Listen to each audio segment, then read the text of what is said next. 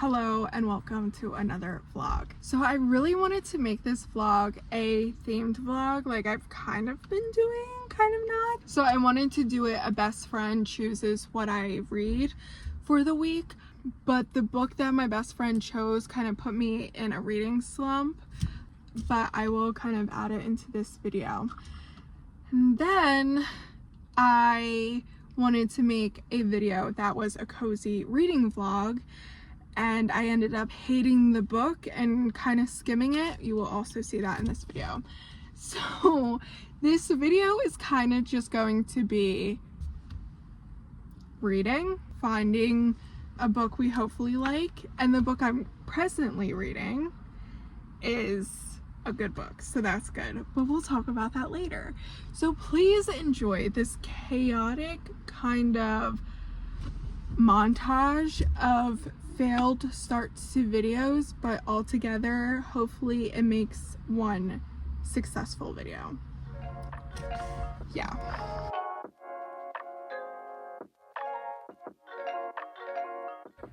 I want to have a comfy cozy reading weekend, but my room looks like this. So first, let's fix it.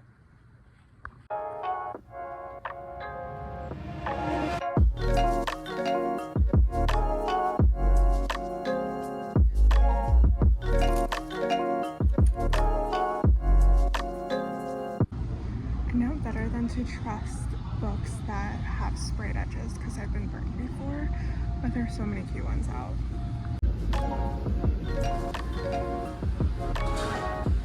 I wanted to see if they would have any Carly Fortune, but they did not.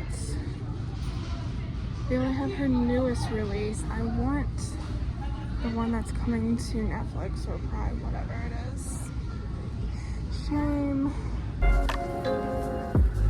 I don't think anything's speaking to me, unfortunately, but we do have some options at home.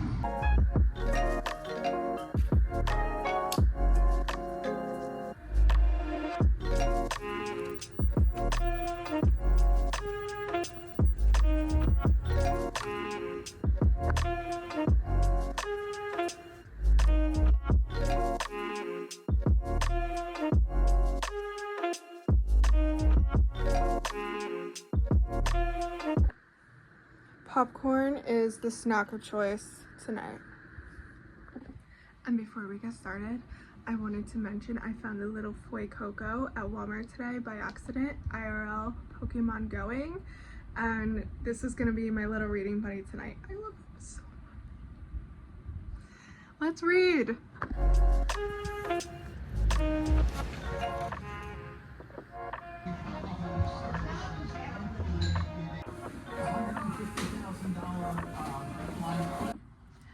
So I'm about to do an upper body workout and I'm excited because I got wrist weights and they don't feel like much. They're only a pound each, but I have a feeling when I'm doing 10 pounds on top of these, they're gonna be a lot. So that's what I'm doing now. This plant is fake. Okay, so that was a lot. Let's start with Game, Set, Match. This book was not what I expected it to be. I was so excited about this book and having a cozy reading night.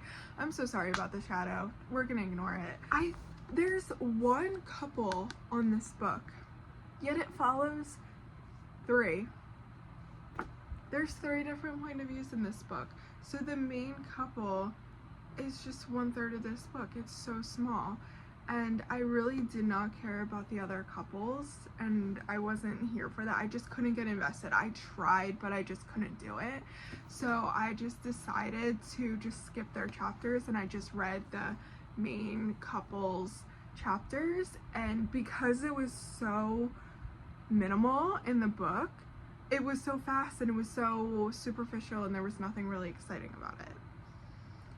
It wasn't good, unfortunately.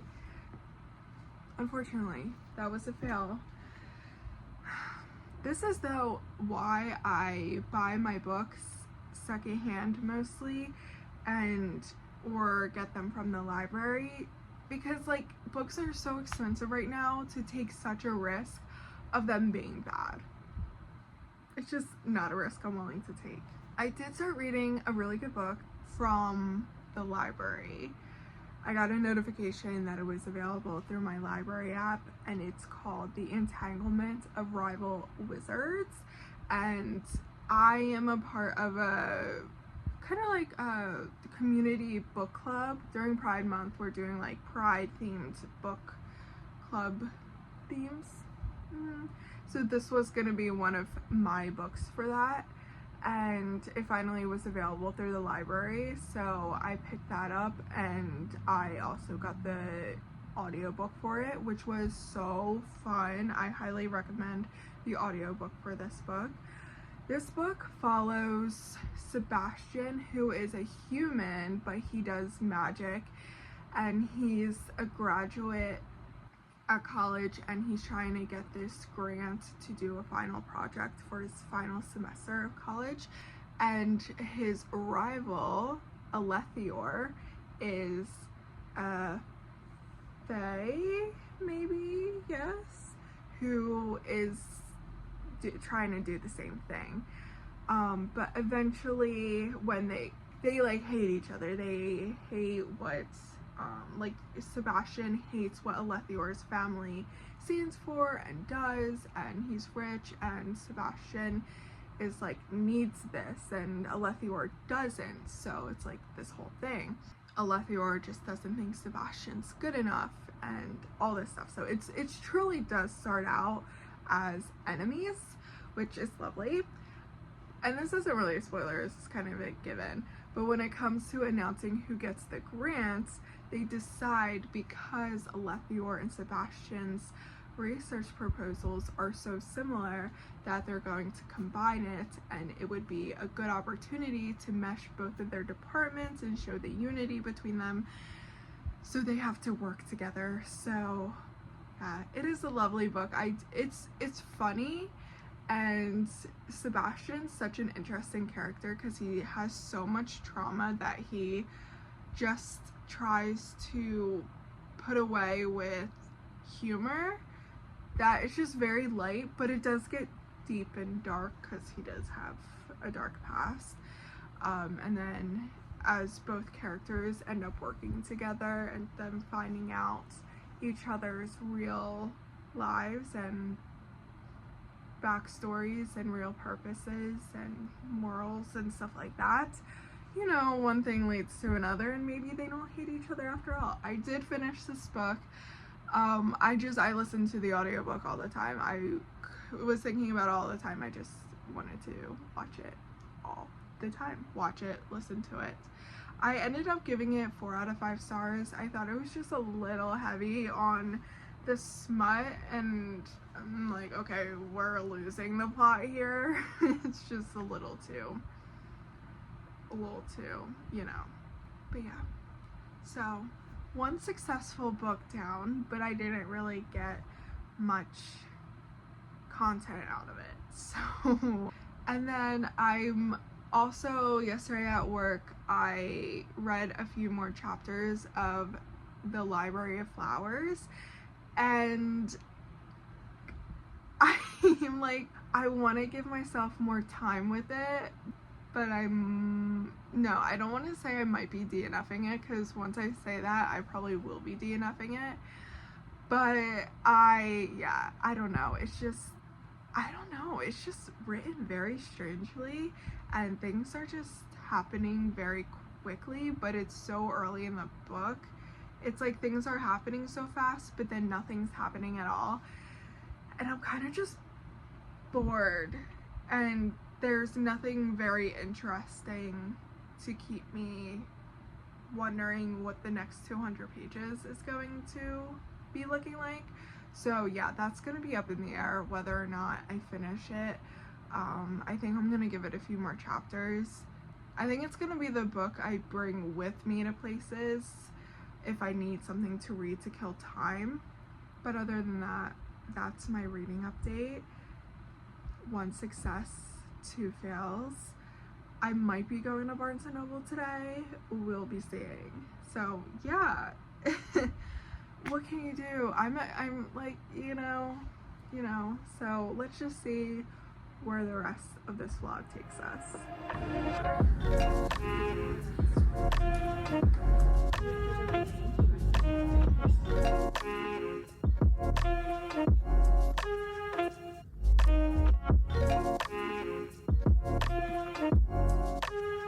I wanted to get this book, but I don't want it in hardcover. First of all, I'm not paying $22 for a book. Also,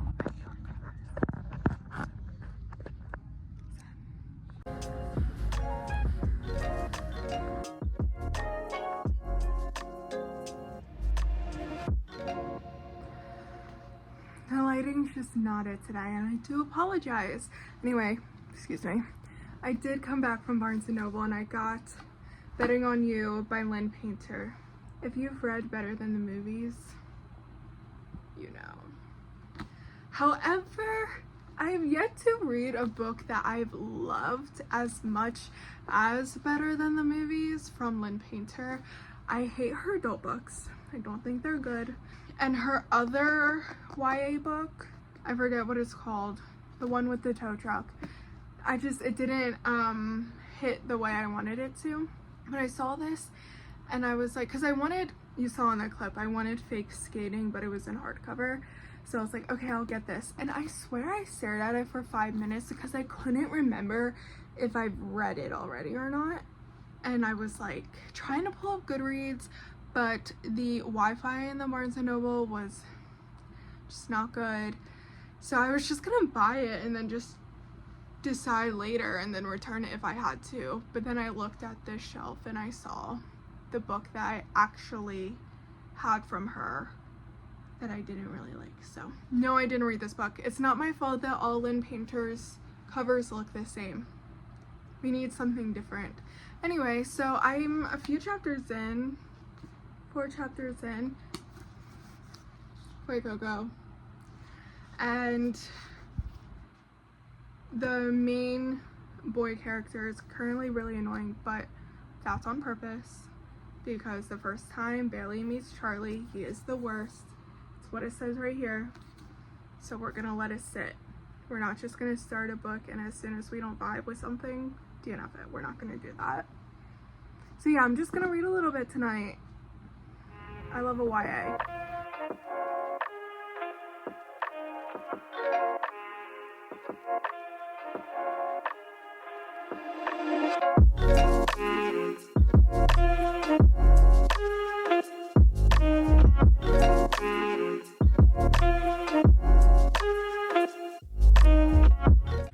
I'm on page 132, chapter 18.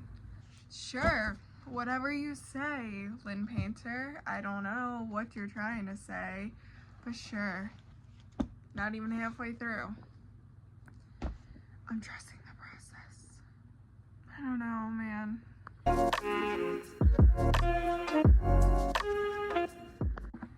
Hello and welcome to my floor. I finished Betting on You by Lynn Painter, and this is going to be my breakup letter to Lynn Painter. I think I read about 4 or 5 Lynn Painter books now, and I only liked 1, and that's not a good stat. And I really liked 1, Better Than the Movies. Like, I loved that book and I reread it and I still loved it. But everything else she's written and I read, I hated. Her adult books, I hated. Like, Mr. Wrong Number, I gave 2 stars. I hated it. And then there was another one with the tow truck that I keep mentioning. I keep forgetting the name of it. Let me just look it up. The Do-Over.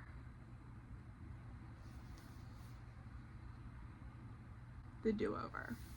The Love Wager. I did read that. I think I liked it a little bit more than Mr. Wrong Number. I don't remember how I felt about it though, so. But not memorable. Do I have it? No, so it couldn't have been that good. Okay. So, I have my review up here because it just has my bullet points of what I want to say about this book. because I'm raging about this book. First of all, it was such an easy read. I did keep coming back to it, and I just read large chunks at a time. So at the end of the day, I love reading, and even when a book is horrible, sometimes I still love the act of reading, and this book, it was still like enjoying the act of reading, even though I hated the content and I hated the characters with all my being. Okay, the first line of my review is, unfortunately, Lynn Painter is a one-hit wonder and we are officially breaking up. I do fear I'm no longer going to be purchasing books from her, and I'm not going to be giving her any other chances. You know, when you get a 5-star from an author, you think her other books are going to be safe bets, but when they're not, it's so disappointing. It's so disappointing. I loved Better Than the Movies. Man.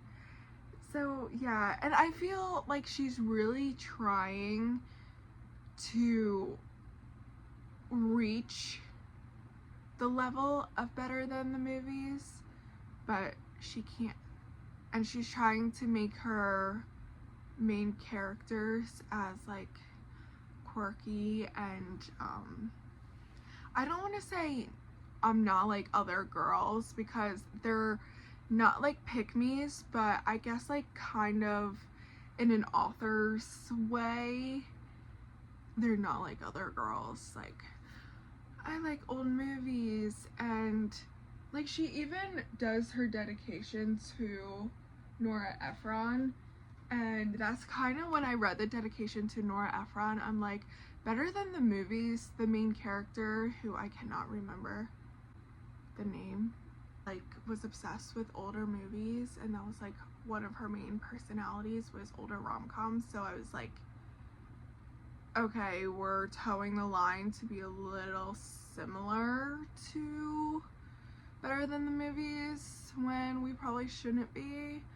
I also don't know if I mentioned in an earlier clip about how all her YA covers look the same, but that's kind of like a whole across the board publishing problem, not just Lynn Painter. So I also mentioned earlier that it says in the back, the first time Bailey meets Charlie, he is the worst. It was not redeemed, I don't think they ever got this chemistry. I don't think he ever became a better person. He was very obnoxious, he was very sure of himself, he was very mean to her, and just had little quips, and thought because he even like said during his point of view once that he's allowed to walk over her because she'll push back when it's too much. I don't, like, so you know you're a dick. I don't think it's cute. I don't think I said what this book is about. So they meet, and he's very, girls and guys cannot be friends. So they start working together, and he's very much so like, we're just co-workers, we're not friends, because if we're friends it would lead into something else, and I don't like you like that. And they don't like each other, and the way they met, they don't like each other, and he has relationship issues because his parents' divorce was messy, and her mom is starting to see, not starting to see a boyfriend, like has been seeing a boyfriend. So they're bonding over their broken families. They're kind of bonding over their shared job and the fact that her mom's boyfriend doesn't like him, so she's using him, Charlie, to get back at the mom's boyfriend and kind of like, not like drift them apart, but kind of preserve her home when he's kind of weaseling himself in. So that being said, there is a minor fake I wouldn't say minor because it's probably a little bit of the book, fake dating. And Lynn Painter, we can't have fake dating in every book. Better Than the Movies, I'm pretty sure had fake dating. Fake skating, I can almost guarantee, I haven't read it, but I can almost guarantee from the title that it's about fake dating. And then there's some fake dating, and that's like, no, I'm gonna need us to stick to different tropes in different books, because that's a lot. It's weird to, like, for teenagers, I feel like, to make out in front of your mom and her boyfriend to try to, like, I don't know, create a rift. It was very weird. It was a very weird YA book because I feel like Lynn wanted it to be adult, because Charlie very much towed the line of adult, and there were even some scenes where it was like, oh my gosh, this is YA? I don't think any book has, like, just set me in my place as much as this one that I'm no longer YA. Especially with the references. Like, I'm only 26, so I've watched, like, Big Time Rush and The Descendants when I was younger.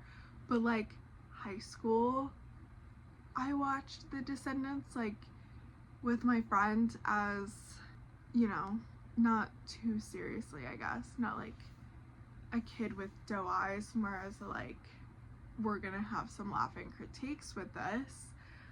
So when they're, like, like, when they're referencing it, like, I would reference High School Musical, I'm like, this isn't made for me.